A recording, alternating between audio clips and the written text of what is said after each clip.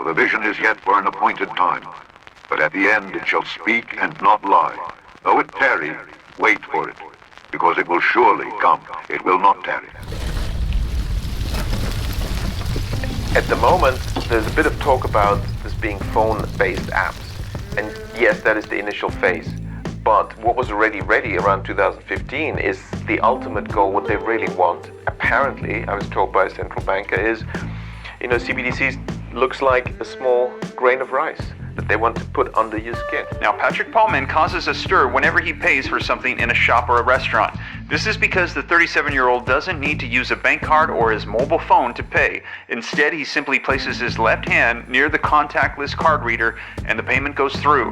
The reactions I get from cashiers are priceless, says Mr. Paulman, a security guard from the Netherlands. He is able to pay using his hand because back in 2019, he had a contactless payment microchip injected under his skin. It's in my hand, and it's in the little corner between your forefinger and the thumb. It's on my left hand. In that little soft bit there. So as I'm sitting here and I'm running my finger over my hand, you can't see it. I'm running my finger over and I can just feel a tiny little bump. It's about the size of a grain of rice and it's been inserted through that little patch of skin. I can see the look on your face on this one. And it sits there, and I'm also going to show you the implement, and put it that way, that inserted it. Thousands of people in Sweden have opted to trade in their ID and their credit cards for tiny microchips that would be implanted like underneath their skin. Just like using a Metro card or tokens, you can now pay for shopping using the chip in your hand. We swipe our phones, our credit cards to pay for things, but what about swiping our hands? How do you feel about getting a microchip implanted into your hand? It's about the size of a piece of rice or a grain of rice. They cost about $300 a piece. The technology is actually in Europe right now.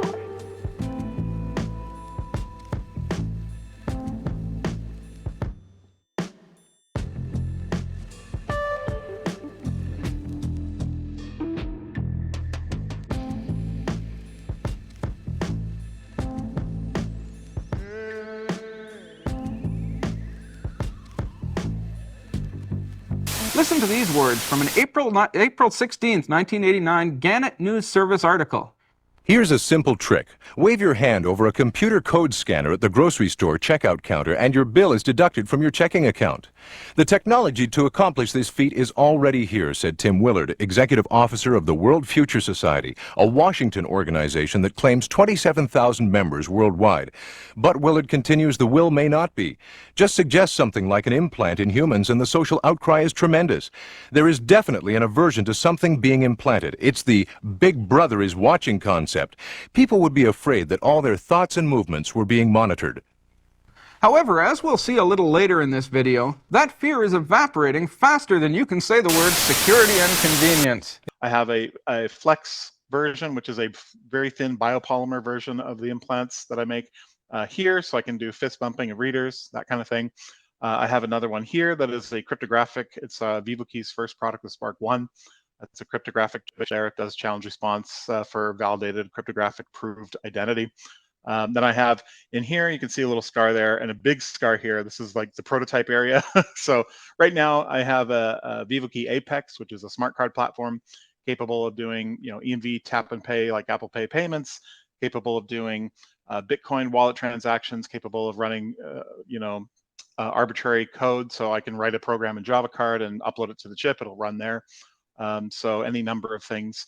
What comes next in the near future for yourself, for implants, for VivoKey, and for dangerous things? What should we be looking for in terms of headlines for you guys in the next few months?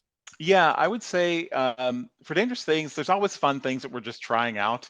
For VivoKey, we're currently working with different form factors of implants and we're improving performance. We want to, again, try to take things to different partner organizations.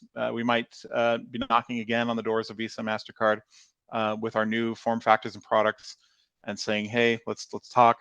RFID and other near-field communication standards have been around for 40 years and they're not going anywhere anytime soon. If anywhere, they're being onboarded and adopted for more and more things. And even at that, the chips that are inside these things are the most cutting-edge type of RFID and NFC tags, to where even if they release a new protocol within that, this can likely be cloned and adapted to work with that.